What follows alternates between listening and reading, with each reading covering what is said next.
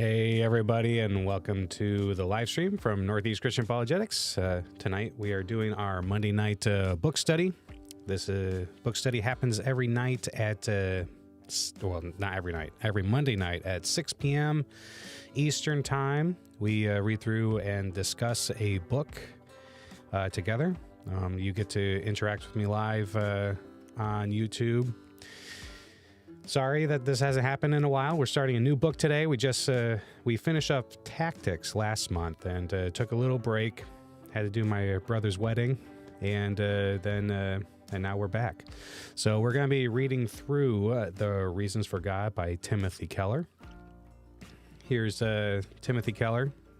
This is the late Timothy Keller. He sadly passed away last year, but he still has... the ministry that he started called Gospel in Life is still doing stuff, so definitely check them out. Before we go any further, how about I talk about Timothy Keller a little bit and why we're going to be reading through The Reason for God. So Timothy Keller was a prominent Christian pastor, theologian, and author. He founded Redeemer Presbyterian Church in Manhattan, New York City, which grew into a large and influential congregation. Keller's writings and sermons often engage with a contemporary culture and intellectual challenges to Christianity, seeking to present a thoughtful and intellectually robust defense of the Christian faith. The Reason for God, Belief in an Age of Skepticism is one of Keller's most well-known books. In it, he addresses common doubts and objections that people have about Christianity, ranging from questions about suffering and evil to the exclusivity of the Christian faith. Keller presents arguments for the rationality and coherence of belief in God, drawing on philosophy, theology, and his own experience as a pastor. So I chose to read and discuss The Reason for God for at least 4 reasons. Intellectual engagement. Keller addresses common intellectual challenges to Christianity in a thoughtful and respectful manner, providing reasoned responses that can help Christians better understand and articulate their faith. Apologetics. The book serves as a primer in apologetics, offering Christian tools for defending their beliefs and engaging in conversations with skeptics. So Keller is not he's not the same as Dr. Craig. You know, he's going to be a more anecdotal. He's not going to be as philosophically robust. But I think that this offers a really reachable introduction to apologetics, and so I think it's well worth our reading it. He also has pastoral insights. Keller's background as a pastor shines through in his writing, as he brings a pastoral sensitivity to the intellectual issues he addresses. This can be comforting and encouraging for Christians grappling with doubts or questions. I think that he has a very readable style, very compassionate, and it just comes through in his writing, oftentimes. And number 4, my reason for choosing this book is cultural relevance. Keller engages with contemporary culture and thought, making his arguments relevant to the challenges Christians face in today's world. So ultimately, The Reasons for God offers Christians a resource for deepening their understanding in their faith and for engaging in questions and objections for skeptics in a thoughtful and respectful manner. So that's why I chose this book. I have a huge amount of respect for Timothy Keller. I find that his sermons are very reachable. They give me a lot of comfort, and They definitely seem culturally relevant. So if you've never heard a sermon from Tim Keller, I definitely highly recommend it. Says, great job with the wedding, bro. You know, I do my best. I'm glad that you liked my efforts. Anyway, this book, I highly recommend that you have this one in your library, and you can read it and follow along. It's a great book to have on hand that you can reference and yourself, and to follow along in the reading and the discussion with me. You can make the book your own. You can get the book at christianbooks.com as well as amazon.com. And just as a reminder, I don't update these pictures regularly, so the prices could definitely be different than when you see it, especially if you're watching this later on YouTube. And if you are popping in later on YouTube without the live stream, welcome. Definitely would love to see you guys out. I hope you guys like my overlay. I have it, I got some motion going on, so I thought it'd be an interesting addition to the nights. But if it's too distracting, then I'll change it out. Not that big a deal. But happy to have you guys out here with me and reading and discussing Timothy Keller. Today Timothy Keller's book, The Reason for God. So we're going to be jumping into chapter 1 tonight. Let's go ahead and jump over to the reading page. All right. So we're going to be doing chapter 1. There can't be just one true religion. So we're already jumping into religious pluralism right off the bat. All right. So Keller says, he provides us with some quotes in the beginning, which will be relevant to the discussion. All right. So Timothy Keller says, or at least he provides a quote. How could there be just one true faith, asked Blair, a 24-year-old woman living in Manhattan. It's arrogant to say your religion is superior and try to convert everyone else to it. Surely all religions are equally good. All right, let's see if I can. All right, good and valid for meeting the needs of their particular followers. Religious exclusivity is not just narrow, it's dangerous, added Joff, a 20-something British man also living in New York City. Religion has led to untold strife, division, and conflict. It may be the greatest enemy of peace in the world if Christians continue to insist that they have the truth, and if other religions do this as well, the world will never know peace.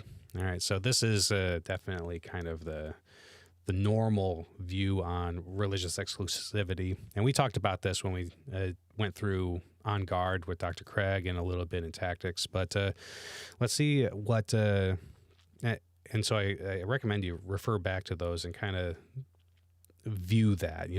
What is the exclusive claims of Christianity? Are they relevant and pertinent? Is it automatically discounted? Should something automatically be discounted if it has exclusive claims? Obviously, the answer is no, but let's see what Keller says. So during my during my nearly 2 decades in New York City, I've had numerous opportunities to ask people, what is your biggest problem with Christianity? What troubles you the most about its beliefs and how it is practiced? One of the most frequent answers I have heard over the years can be summed up in one word: exclusivity. I was once invited to be the Christian representative in a panel discussion at a local college, along with a Jewish rabbi and a Muslim imam. The panelists were asked to discuss the differences among religions. The conversation was courteous, intelligent, and respectful in tone. Each speaker affirmed that there were significant, irreconcilable differences between the major faiths. A case in point was the person of Jesus. We all agreed on the statement: if Christians are right about Jesus being God, then Muslims and Jews fail in a serious way to love God as God really is. But if Muslims and Jews are right that Jesus is not God, but rather a teacher or prophet, then Christians fail in a serious way to love God as God really is. The bottom line was, we couldn't be equally right about the nature of God. So you can see the importance of Jesus. Right now I have on my YouTube channel a book called The Character of Jesus. And we just got done talking about the previous chapters where we're talking about the reasons for why we are studying Jesus and his character. If Jesus really is God incarnate, then he is the most important person who's ever lived. Even if he wasn't God, he has already demonstrated himself to be the most important person who's ever lived, just because of the sheer amount of literature about him and the amount of influence he's had and the number of followers he's had. But if he's not God incarnate, then that's a huge problem. It doesn't matter how many followers you have. It doesn't matter how influential you are. If you are lying about your nature and who you are, then that's a big problem. And so Jesus is a really important study topic. So Keller continues. Several of the students were quite disturbed by this. One student insisted that, excuse me, one student insisted that what mattered was to believe in God and to be a loving person yourself. To insist that one faith has a better grasp of the truth than others is intolerant. Another student looked at us clerics and said in his frustration, we will never come to know peace on earth if religious leaders keep on making such exclusive claims. So I want you to take a look at these comments from these students where they say, we will never know peace, or that it's intolerant to say that they have a better grasp of truth than others. So the first one I want to talk about here, this we will never come to know peace. That's an exclusive claim. You know, it's excluding everyone who thinks that we can come to know peace. And also the other one, it's like one faith, if one faith has a better grasp of truth than the others, that's intolerant. That person themselves is saying that they have a better grasp of truth than other people. And so these claims, and what we learned in tactics, these claims are self-defeating. You know, they defeat themselves. So we've got to keep an eye out for that. And what you can do in these kinds of questions is kind of ask questions like, you know, what do you mean never come to know peace? Don't you think that's an exclusive point of view? Things of that nature. Get people to express what they believe more clearly, and then ask them for reasons for why they have that belief. Anyway, Keller continues. It is widely believed that one of the main barriers to world peace is religion, and especially the major traditional religions with their exclusive claims to superiority. It may surprise you that though I am a Christian minister, I agree with this. Religion, generally speaking, tends to create a slippery slope in the heart.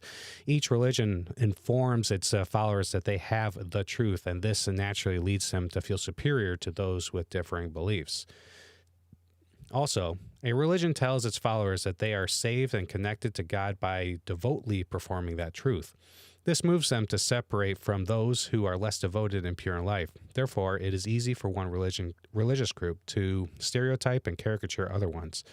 Once a situation exists, it can easily spiral down into a marginalization of others, or even to active oppression, abuse, or violence against them. So I remember participating in a debate with a non-Christian, talking about how the theme of the debate was religion is poisonous to society. This is a classic Christopher Hitchens point of view, but like I agree with Keller here. You know, religion can be poisonous to society, but does that mean that all religions are poisonous to society? And it also is the case that Christopher Hitchens line, all religions are poisonous to culture, or they're culturally poisonous. That's actually a poisonous point of view itself, because it says that the majority of people, because the majority of people globally speaking, and in any particular culture really, except for like communist cultures, are religious people.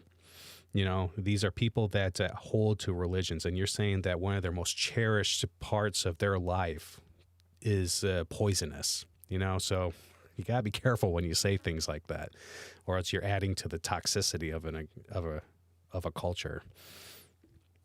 All right, so Keller continues.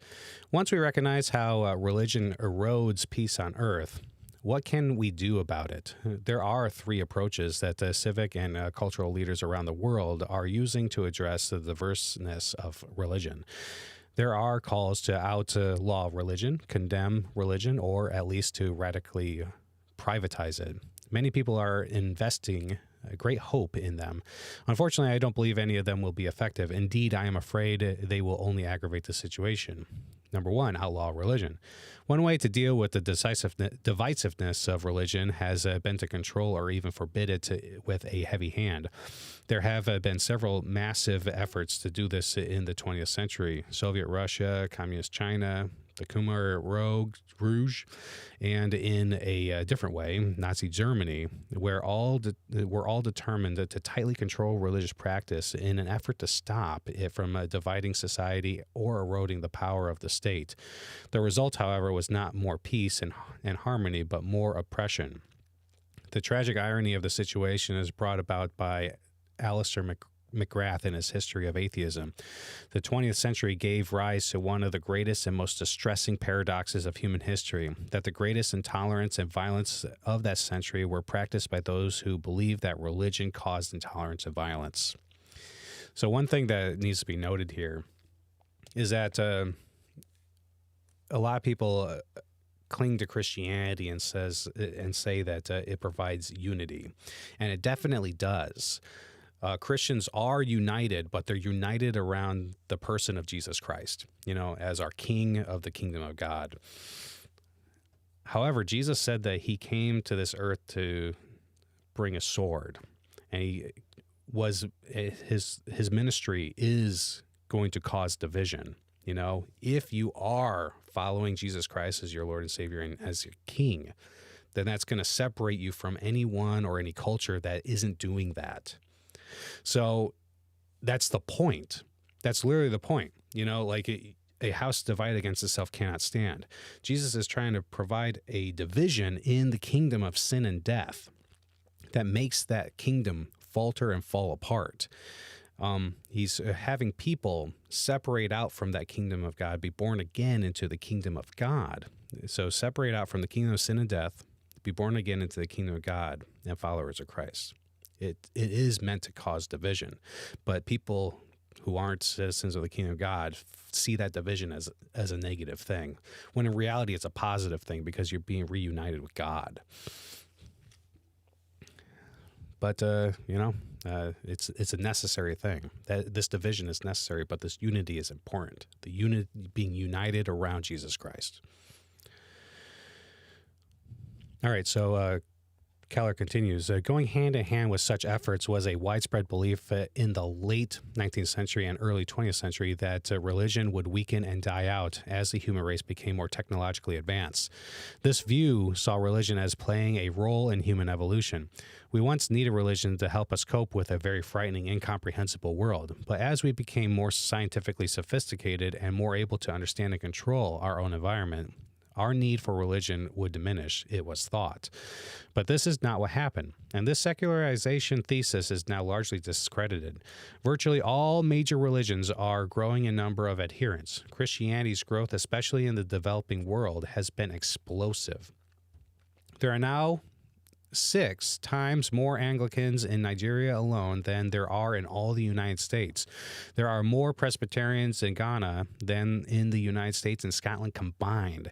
Korea has gone from 1% to 40% Christian in 100 years, and experts believe the same thing is going to happen in China. If there are 500 million Chinese Christians 50 years from now, that will change the course of human history. In most cases, the Christianity that is growing is not the more secularized, belief-thin versions predicted by this sociologist. Rather, it is a robust supernaturalist kind of faith with belief in miracles, scriptural authority, and personal conversion. Because of the vitality of religious faith in the world, efforts to suppress or control it often serve only to make it stronger. When the Chinese communists expelled Western missionaries after World War II, they thought they were killing off Christianity in China. Instead, this move only served to make the leadership of the Chinese church more indigenous and therefore to strengthen it. Religion is not just a temporary thing that helps us adapt to our environment. Rather, it is a permanent and central aspect of the human condition. This is a bitter pill for secularist, non-religious people to swallow. Everyone wants to think that they are in the mainstream, that they are not extremists, but robust religious belief dominate the world. There is no reason to expect that to change. So this is really important to understand here. Let's start right here, and I'm gonna highlight this in my book, and I encourage you to do the same. People often forget this. So this is a belief in God, having religious beliefs, supernaturalist beliefs is both natural and common in humans. There's a reason why the vast majority of humanity believes in God or some sort of higher power or supernatural beings, that kind of stuff. And it's not just something that's innate to humans. This is something it is innate. It's a belief that's kind of innate to humans. We kind of presuppose intentionality to even inanimate objects like cartoon characters and things of that nature, but also or trees. It will assign intent, or with clouds even, but we assign intent innately. But another reason for why humans generally believe in the supernatural is because of the ridiculous amount of coherence and uniformity that we observe in nature. We take a look around us and we see a lot of specified complexity, and that kind of stuff, it screams out for some sort of designer. And so humans in general naturally believe in the supernatural or God just because of the environment that we inhabit. It makes it's natural to infer that there's some sort of higher power. All right, and that's why it's natural and common. Atheism is very uncommon, globally speaking. All right, so number 2, condemn religion. Religion is not going away, and its power cannot be diminished by government control. But can't we, via education and argument, find ways to socially discourage religions that claim to have the truth and that try to convert others to their beliefs? Couldn't we find ways to urge all our citizens, whatever their religious beliefs, to admit that each religion or faith is just one of the many equally valid paths to God and ways to live in the world? This approach creates an environment in which it is considered unenlightened and outrageous to make exclusive religious claims, even in personal conversations. It does so by stating and restating certain axioms that eventually achieve the status of common sense. Those who deviate from them are stigmatized as foolish or dangerous. Unlike the first strategy, this approach to the diverseness of religion is having some effect. It cannot ultimately succeed, however, because its heart is a fatal inconsistency, even perhaps a hypocrisy that will eventually lead to the collapse of this way of thinking. What follows are several of these axioms and the problems with each. All major religions are equally valid and basically teach the same thing. This assertion is so common that one journalist recently wrote that anyone who believed that there are inferior religions is a right-wing extremist. Do we really want to say that the branch Davidians or religions requiring child sacrifice are not inferior to any other faith? The great majority of people would almost certainly agree that they are. Most people who assert the equality of religions have in mind the major world faiths, not splinter sects. This was the form of objection I got from the student the night I was on the panel. He contended that doctrinal differences between Judaism, Islam, Christianity, Buddhism, and Hinduism were superficial and insignificant, that they all believed in the same God. But when I asked him who that God was, he described him as an all-loving spirit in the universe. The problem with this position is its inconsistency. It insists that doctrine is unimportant, but at the same time assumes doctrinal beliefs about the nature of God that is at loggerheads with those of all the major faiths. Buddhism doesn't believe in a personal God at all. Judaism, Christianity, and Islam believe in a God who holds people accountable for their beliefs and practices and whose attributes could not be all reduced to love. Ironically, the insistence that doctrines do not matter is really a doctrine itself. It holds a specific view of God, which is touted as superior and enlightened, and more enlightened than the beliefs of most major religions. So the proponents of this view do the very thing they forbid in others. All right, so each religion sees a part of a spiritual truth, but none can see the whole truth. Sometimes this point is illustrated with the story of the blind man and the elephant. Several blind men were walking along and came upon an elephant that allowed them to touch and feel it. "The creature is long and flexible like a snake," said the first blind man, holding the elephant's trunk. "Not at all. It is thick and round like a tree trunk," said the second blind man, feeling the elephant's leg. "No, it is large and flat," said the third blind man, touching the elephant's side. Each blind man could feel only part of the elephant. None could envision the entire elephant. In the same way, it is argued, the religions of the world each have a grasp on part of reality, on part of the truth about spiritual reality, but none can see the whole elephant or claim to have a comprehensive vision of the truth. This illustration backfires on its users. The story is told from the point of view of someone who is not blind. How could you know that each blind man can only see part of the elephant unless you claim to be able to see the whole elephant? There is an appearance of humility in the protestation that the truth is much greater than any one of us can grasp. But if this is used to invalidate all claims to discern the truth, it is, in fact, an arrogant claim to a kind of knowledge which is superior to all others. We have to ask, what is the absolute vantage ground from which you claim to be able to relativize all the absolute claims these different scriptures make? How can you possibly know that no religion can see the whole truth unless you yourself have the superior comprehensive knowledge of spiritual reality you just claim that none of the religions have? Another thing about this is that we as humans, if God exists, if God exists, then we humans are not grasping at an elephant blindly, feeling different parts of it. We're dealing with an elephant that's able to tell us what it is. We're dealing with God here, who is able to communicate with the finite creatures. He has the power to do that. And if he does, then there's no reason to think that one person who hears the voice of the elephant is wrong,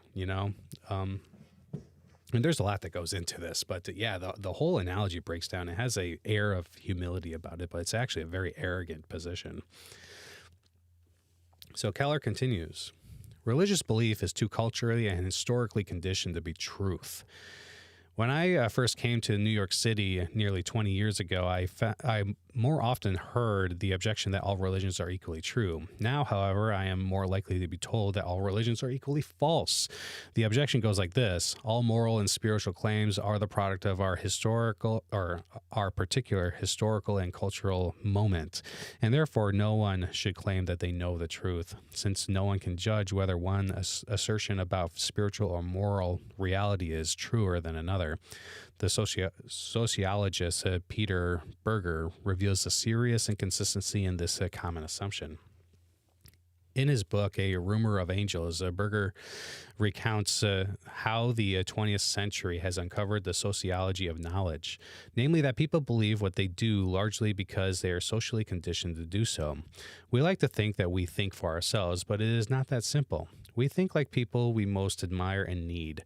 Everyone belongs to a community that reinforces the plausibility of some beliefs and discourages others. Berger notes that many have concluded from this fact that because we are all locked into our historical and cultural locations, it is impossible to judge the rightness or wrongness of competing beliefs. Berger goes on, however, to point out that absolute relativism can only exist in the relativists exempt themselves from their own razor. If you infer from the social conditionedness of all belief that no belief can be held as universally true for everyone, that itself is a comprehensive claim about everyone that is a product of social conditions. So it cannot be true on its own terms. Relativity relativizes itself, says Berger, so we can't have relativism all the way down. Our cultural biases make weighing and competing truth claims harder. Yes, the social conditionedness of belief is a fact, but it cannot be used to argue that all truth is completely relative, or else the very argument refutes itself. Berger concludes that we cannot avoid weighing spiritual and religious claims by hiding behind the cliche that there's no way to know the truth.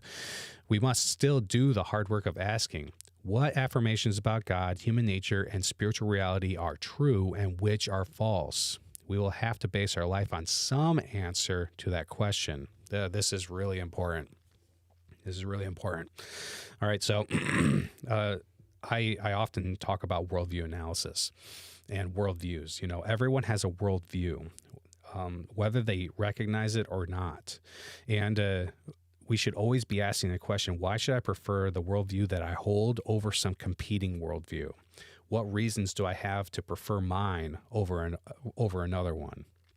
And how you go about analyzing, doing worldview analysis is through investigating the cardinal teachings of the worldview, or finding the foundation of a particular worldview and investigating that matter.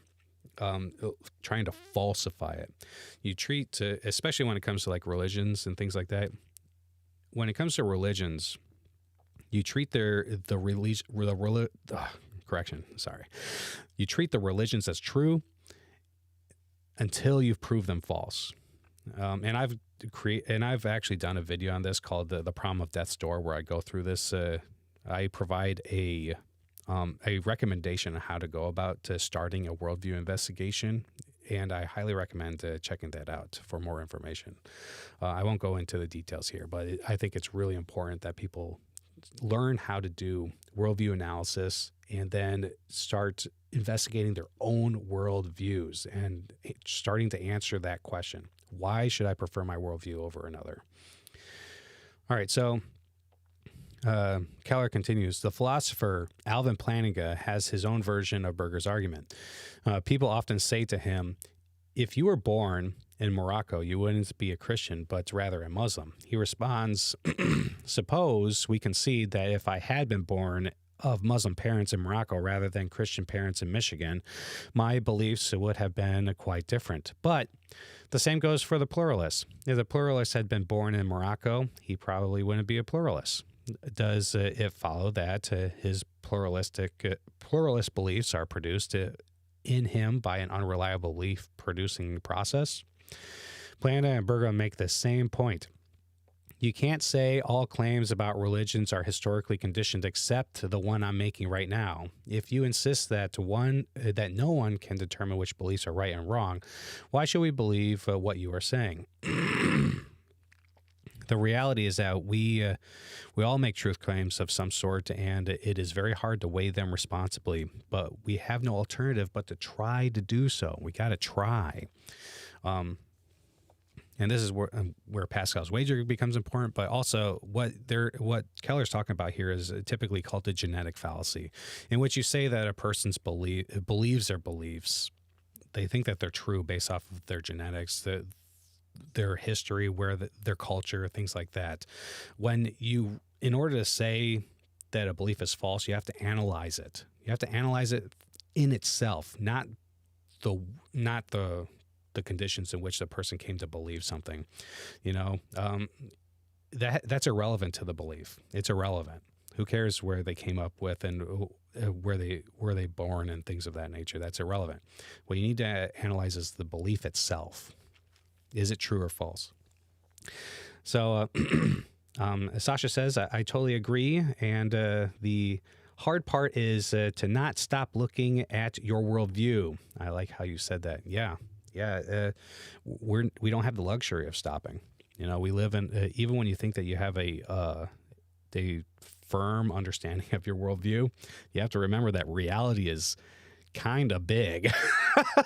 You can have a well-reasoned worldview, and then something comes along that completely disrupts it. That happens to me all the time, and it actually happens to science as well all the time. You can have a thoroughly analyzed model of cosmology, and then the James Webb Space Telescope comes up and boom, shakes up everything, with some new data. So you need to be constantly vigilant and learning and seeking. And also, if the God that we worship as Christians is the source of all reality, then he is a being that is worthy of a lifelong pursuit of discovery and learning and things of that nature.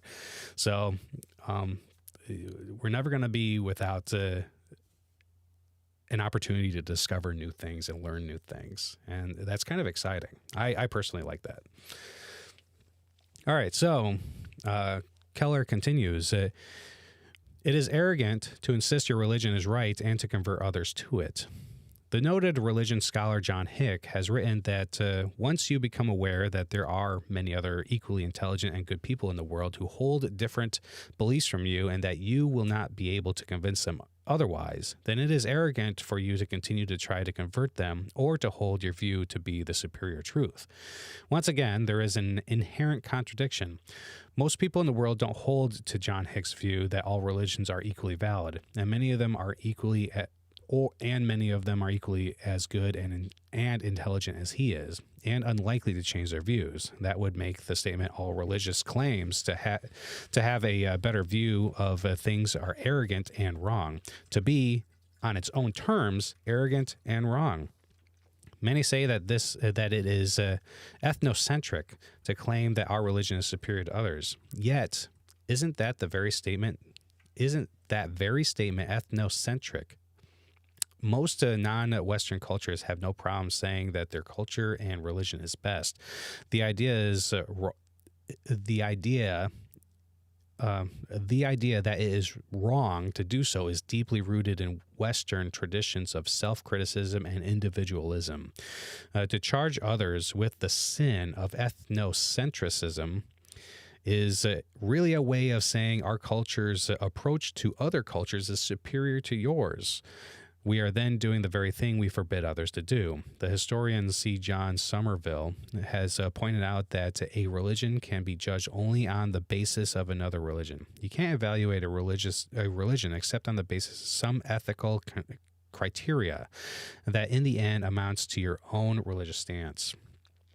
By now, the fatal flaw in this approach to religion in general and to Christianity in particular should be obvious. Skeptics believe that any exclusive claims to a superior knowledge or spiritual reality cannot be true.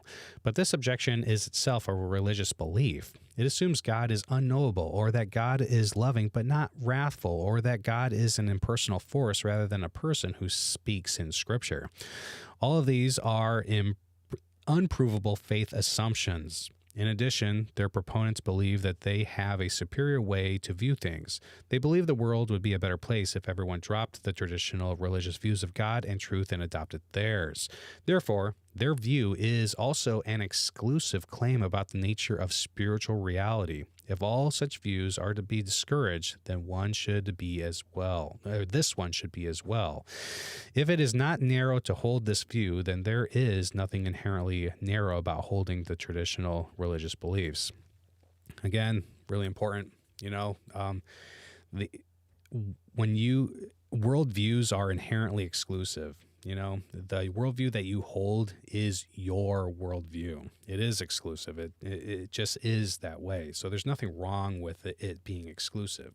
And it could be right in certain ways and it could be wrong in other ways. And what we need to be endeavoring to do is making our view of reality correspond to what reality is as best as we can, So that is, the correspondence theory of truth, that your beliefs correspond to reality, and reality itself is a particular way, and it can only ever be one way. There is only ever one world, and I'm using world in a technical sense there. All right, but Timothy Keller continues. Mark Lilla, a professor at the University of Chicago, spoke to a bright young student at Wharton Business School who, to Lilla's bafflement, had gone forward at a Billy Graham crusade to give his life to Christ. Lilla writes, "I wanted to cast doubt on the step he was about to take, to help him see there are other ways to live, other ways to seek knowledge, love, even self-transformation. I wanted to convince him his dignity depended on maintaining a free, skeptical attitude towards doctrine. I wanted to save him. Doubt, like faith, has to be learned. It is a skill. But the cautious thing about skepticism is that its adherents, ancient and modern, have so often been proselytizers. In reading them, I often wanted to ask, why do you care?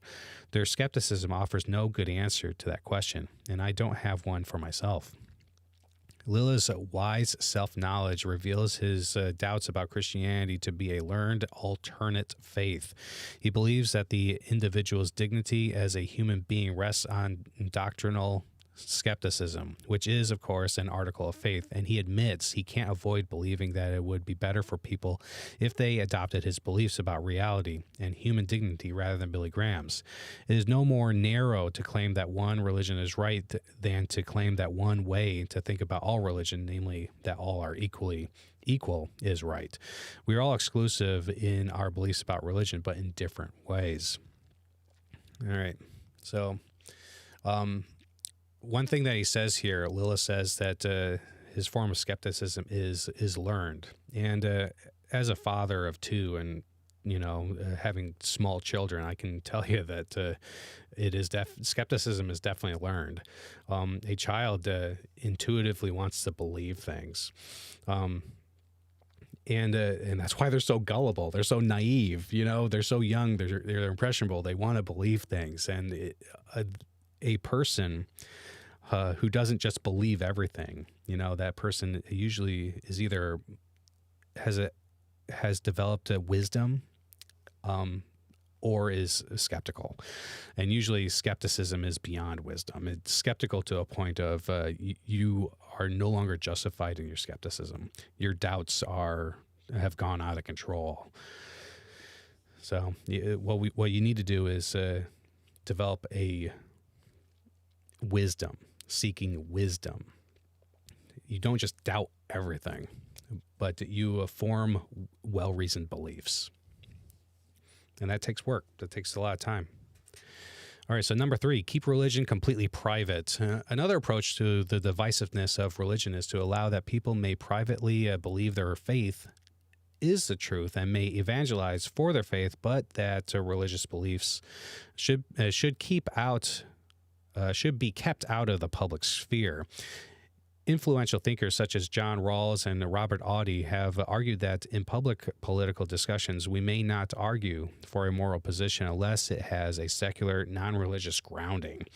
Rawls is well known for insisting that what he calls comprehensive religious views be excluded from public discourse. Recently, a large array of scientists and philosophers signed a Declaration of Defense of Science and Secularism, which calls on the leaders of our government not to permit legislation or executive action to be influenced by religious beliefs. This is absolutely ridiculous. That's basically saying we don't think that religious people should be allowed to participate in governing the country. Religious people are well within their rights to vote in accordance with their religious convictions. That is the freedom of religion. The United States is governed by the people, and many of the people are religious, and they are allowed to participate in the government and create legislation that is in the form that conforms with the morality that's taught by their holy book. And Muslims can do this too. It's not limited to Christians in the United States. A Muslim would be within their rights to try to promote legislation that is in conformity with the Quran, for instance, or the Hadiths when you go into like Sharia law. But you got to get people to agree with you. That's the thing. All right. That's the whole point of the way our government works. The separation of church and state is normally misunderstood. Normally people think that separation of church and state is like this, what we're reading here. And that's not correct. What's saying is that you can't be forced to have a particular religious view in order to hold office. You can't be a Protestant. You can't be forced to be a Protestant in order to hold office. Or the government can't, and this is the big reason why separation of church and state exists, the government can't force a particular religious view on you. Like you cannot hold to the Westminster Confession in order to be a preacher. You don't have to do that. The government's not going to force you to do that. That's what separation of church and state really is, that the government can't force pastors to teach particular doctrine, and a senator or a politician it doesn't have to be a particular faith in order to hold office. That's what separation of church and state really is, not regarding the way you vote, the way you discuss things, or the way that you even create legislation. That's not part of it. All right, so Keller continues, the signers included Peter Singer, E.O. Wilson, and Daniel Dennett. The philosopher Richard Rorty, for example, has argued that religious faith must remain a strictly private affair and must never be brought into discussions of public policy. To ever use an argument grounded in a religious belief is simply a conversation stopper, which the non-believer cannot engage. To those who complain that this approach discriminates against religion. Rorty and others retort that this policy is simply pragmatic. They are not ideologically opposed to religion per se, nor are they seeking to control religious beliefs, so long as they are kept in the private sphere. However, in the public sphere, it is divisive and time-consuming to argue constantly over religion. Religion-based positions are seen as sectarian and controversial, while secular reasoning for moral positions are seen as universal and available to all. Therefore, public discourse should be secular, never religious. Without reference to any divine revelation or confessional tradition, we should work together on the great problems of our time, such as AIDS, poverty, education, and so on. We should keep our religious views to ourselves and unite around policies that work best for the most people. However, Stephen Carter of Yale responds that it is impossible to leave religious views behind when we do any kind of moral reasoning at all.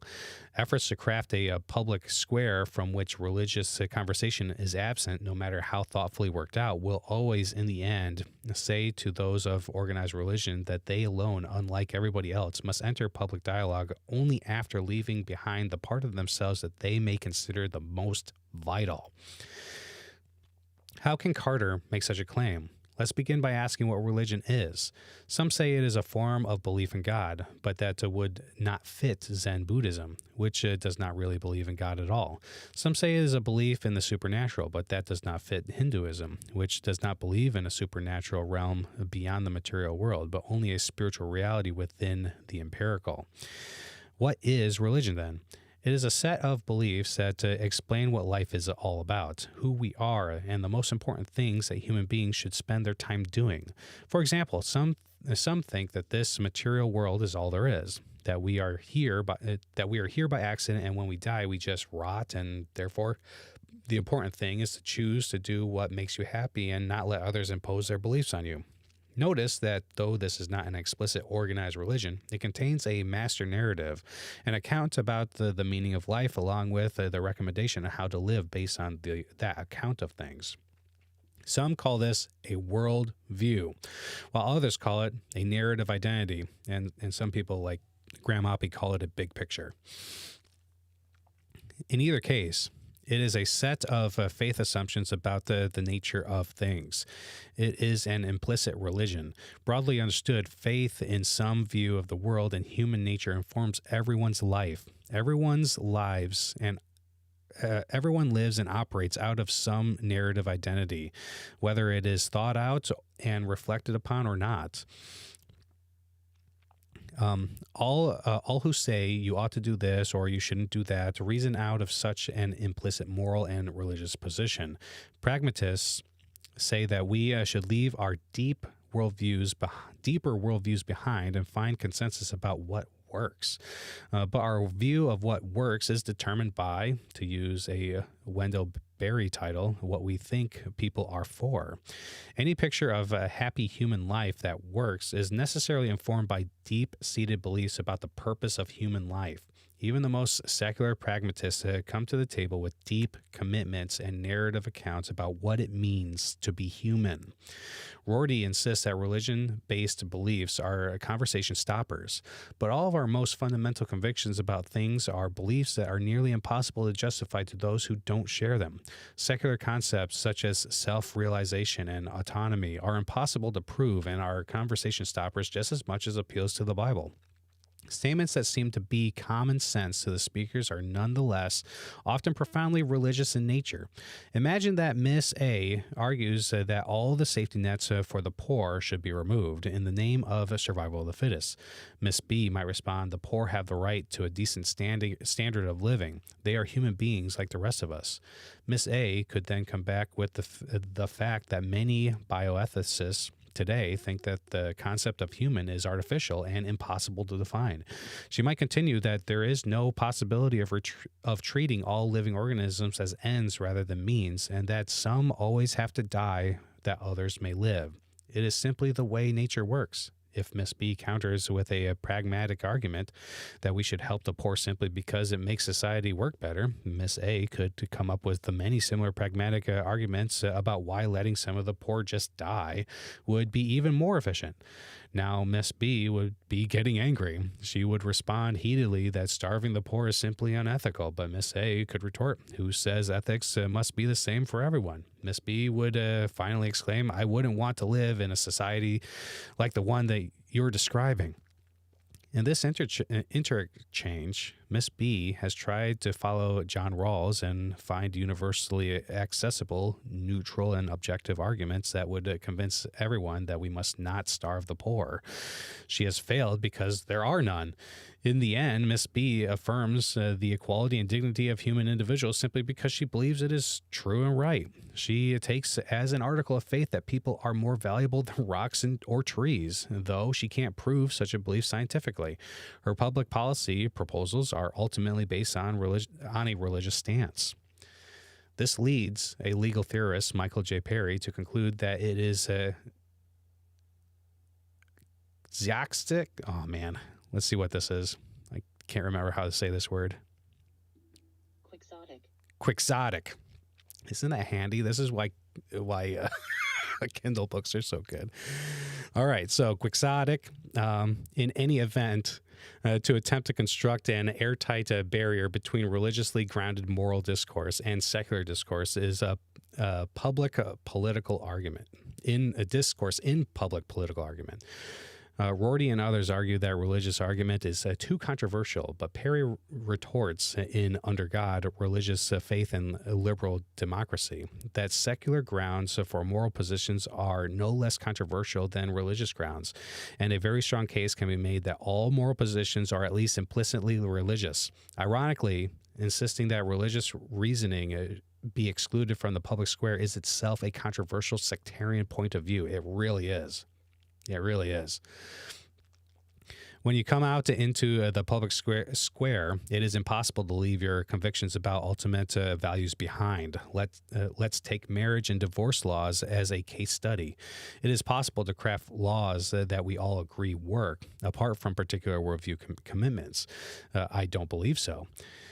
Your view of what is right will be based on what you think the purpose of marriage is. If you think marriage is mainly for the raising of children to benefit the whole society, then you will make divorce very difficult. If you think the purpose of marriage is more primarily for the happiness and emotional fulfillment of the adults who enter it, you will make divorce much easier. The former view is grounded in a view of a human flourishing and well-being in which the family is more important than the individual, as it is seen in the moral traditions of Confucianism, Judaism, and Christianity. The latter approach is a more individualistic view of human nature based on the Enlightenment's understanding of things. The divorce laws you think work will depend on prior beliefs about what it means to be happy and fully human. There is no objective universal consensus about what that is. Although many continue to call for the exclusion of religious views from the public square, increasing numbers of thinkers, both religious and secular, are admitting that such a call is itself religious. This is the problem with secular humanism. All right, because this idea of human flourishing is a vacuous statement. It's not really secular humanism doesn't provide any guidance of what human flourishing is. This is what is being drawn out here distinctly in this part of the book by Timothy Keller. But there was a recent debate by a Christian and an atheist. I think it was the Christian's name was Andrew, and the atheist name was Matt Dillahunty, and they were talking about secular humanists. And the Christian did a terrible job. In his conversation. He did not display Christ-like love at all, but he did do a really effective job at demonstrating how secular humanism fails to provide guidance on moral improvement, on cultural improvement, progress. There is no such thing as progress given a secular humanistic worldview. It's all individually based, and so it just falls apart. On Christianity, that's not the case. You do have guidance for progress, and human flourishing and human progress is tied to the number of people who behave in accordance with the character of Jesus, who start to behave more Christ-like. When you increase the number of people that behave more like Christ, then you are progressing. You are aiding in human flourishing. That's what Christianity is claiming. All right, so Keller continues, Christianity can save the world. I've argued against the effectiveness of all the main efforts to address the divisiveness of religion in our world today, yet I strongly sympathize with their purpose. Religion can certainly be one of the major threats to world peace. At the beginning of the chapter, I outlined the slippery slope that every religion tends to set up in the human heart. This slippery slope leads all too easily to oppression. However, within Christianity, robust Orthodox Christianity, there are rich resources that can make its followers agents for peace on earth. Christianity has within itself remarkable power to explain and expunge the divisive tendencies within the human heart. All right, and this is, I'm going to briefly go over this, but this is dealing with the idea that we are all sinners in need of a Savior. You know, Christians are a person that is aware of their own depravity and separatedness from God, their sinful nature, that they have failed to properly love God. They have failed to properly love themselves and others, and they are living in a state of repentance where they want to turn away from these selfish, covetous, sinful desires and reorient their lives in properly ordered love, loving God more than anything else, and then through that learning how to love themselves properly. And when they learn how to love themselves properly, they're better equipped to love other people and their environment. And also the way that Jesus has set up leaders. You know, a leader is not somebody who lords it over other people, but someone who serves. A leader serves the people that he leads or she leads, you know, and these things, you know, and that there is equality among people and genders and things of that nature. This is deeply rooted within Christianity, and a lot of human rights are born out of this Christian worldview. All right, so Keller continues, Christianity provides a firm basis for respecting people of other faiths. Jesus assumes that non-believers in the culture around them will gladly recognize much Christian behavior as good. That assumes some overlap between the Christian constellation of values and those of any particular culture and of any other religion. Now, why would this overlap exist? Christians believe that all human beings are made in the image of God, capable of goodness and wisdom. The biblical doctrine of the universal image of God therefore leads Christians to expect non-believers will be better than any of this leads Christians to expect non-believers will be better than any of their mistaken beliefs could make them. The biblical doctrine of universal sinfulness also leads Christians to expect believers to be worse in practice than their orthodox beliefs should make them. So there will be plenty of ground for respective cooperation. Christianity does not only leads its members to believe people of other faiths have goodness and wisdom to offer, it also leads them to expect that many will live lives morally superior to their own. Most people in our culture believe that if there is a God, we can relate to him and go to heaven through leading a good life. Let's call this the moral improvement view. Christianity teaches the very opposite.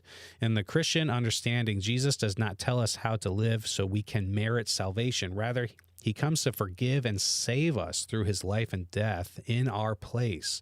God's grace does not come to people who morally outperform others, but to those who admit their failure to perform and who acknowledge their need for a Savior. Christians then should expect to find non-believers who are much nicer, kinder, wiser, and better than they are. Why?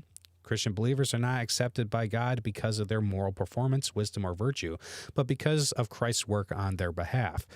Most religions and philosophies of life assume that one's spiritual status depends on your religious attainments.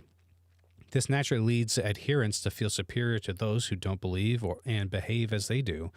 The Christian gospel, in any case, should not have that effect. It is common to say that fundamentalism leads to violence, yet as we have seen, all of us have fundamental, unprovable faith commitments that we think are superior to those of others. The real question then is which fundamentals will lead their believers to the most loving and receptive to be the most loving and receptive to those with whom they differ. Which set of unavoidably exclusive beliefs will lead us to humble, peace-loving behavior? One of the paradoxes of history is the relationship between the beliefs and the practices of the early Christians as compared to those of the culture around them. The Greco-Roman world's religious views were open and seemingly tolerant. Everyone had his or her own god. The practices of the culture were quite brutal, however. The Greco-Roman world was highly stratified economically, with a huge distance between the rich and poor. By contrast, Christians insisted that there was only one true God, the dying Savior, Jesus Christ. Their lives and practices were, however, remarkably welcoming to those that the culture marginalized. The early Christians mixed people from different races and classes in ways that seemed scandalous to those around them. The Greco-Roman world tended to despise the poor, but Christians gave generously, not only to their own poor, but to those of other faiths. In broader society, women had very low status, and being subject to high levels of female infanticide, forced marriages, and lack of economic equality. Christianity afforded women much greater security and equality than had previously existed in the ancient classical world. During the terrible urban plagues of the first 2 centuries, Christians cared for all the sick and dying in the city, often at the cost of their lives. And this is carried on through the centuries. It was a common practice back in the day, in the ancient Mediterranean, to, if you had a child that you deemed was going to be too costly to bear, then you would just cast it out and let the wilderness deal with it. But Christians would see these children and bring them in, and so Christians started what's called today orphanages, and so they would take these children and raise them up, and so that they could still have a shot at life. They also and this was one of the big things that impacted the strength of the church during the Black Plague. The priests and the ministers were often the ones who were providing medical services to the people experiencing the sickness of the plague. And so they actually got wiped out, and so many of so the church had to replace these priests that were usually highly educated with enormous amounts of training with people who may not have had as good of training later on. But there are consequences and to a lot of things, and it gets sticky. But it's a really interesting history.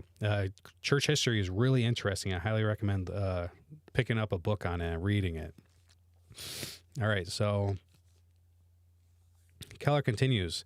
Why would such an exclusive belief system lead to behavior that was so open to others? It was because Christians had within their belief system the strongest possible resource for practicing sacrificial service, generosity, and peacemaking. At the very heart of their view of reality was a man who died for his enemies, praying for their forgiveness. Reflecting on this could only lead to a radically different way of dealing with those who were different from them. It meant they could not act in violence and oppression toward their opponents. We cannot skip lightly over the fact that there have been injustices done by the church in the name of Christ. Yet, who can deny the force of Christians' most fundamental beliefs can be a powerful impetus for peacemaking in our troubled world? And we have reached the end of the chapter. And you know what that means? That means that we get to celebrate. Woohoo! Great job, everyone. Thanks for joining me and being with me during this chapter. Yahoo! Great job. All right. So that's the end of chapter 1. Let me jump back over to the face only. All right. So chapter 1, The Reason for God by Timothy Keller. I hope that you guys liked it so far. The next chapter we're going to be reading next Monday is chapter 2, How Could a Good God Allow Suffering? So Keller's jumping straight into it as fast as he can. If you made it this far in the video, I appreciate it very much. Don't forget to give me a like and subscribe. Trying to get this content out to as many people as possible, and your subscription helps in that, I hear. It's YouTube. Apparently that helps. We're up to 85 subscribers. I'm hoping to get to 100 before the end of the year. That'd be pretty cool. But yeah. Thanks for being with me. Let me know if you have any questions or comments or concerns that we can address next week. Visit my website at www.nechristianapologetics.com. Send me an email. And I'm still looking to teach apologetics at local churches. So if you're out in Connecticut, hit me up and introduce me to your pastor, and we can talk and see if we can get some apologetics rolling at your church. All right. So anyway, thanks for coming out. I'll see you next week at 6 p.m. Monday nights Eastern. And thank you and God bless. Hey, before you go, I hope you enjoyed today's enlightening discussion during our Christian Apologetics book study. It's always a blessing to come together to explore our faith and grow in our understanding. Your participation means the world to me, and I'm grateful for your continued support of Northeast Christian Apologetics. Remember, you can stay connected with me and access valuable resources by visiting my website at nechristianapologetics.com. There you'll find a wealth of articles, videos, and recommended reading material to deepen your knowledge of Christian apologetics. If you're as passionate as I am about equipping believers to defend their faith and engage in meaningful conversations, you can also support this ministry in various ways. One way to support this work is through patreon.com. By becoming a patron, you'll have access to exclusive content, early access to our discussions, and a chance to connect with like-minded individuals who share your passion for Christian apologetics. If Patreon is not your style, some people prefer to give me a one-time tip. And if you'd like to do that, then feel free to do so through Venmo or Cash App. But of course, there are many ways to support me. By praying for this ministry, sharing the content on social media, or simply spreading the word about what I do. Every bit of support goes a long way in helping me fulfill my mission. Once again, thank you for joining me today. Your presence and engagement enrich these discussions, and together, we're on a journey to strengthen our faith and share the good news with others. Stay tuned for more exciting book studies, thought-provoking discussions, and opportunities to grow your Christian apologetics journey. I look forward to seeing you again.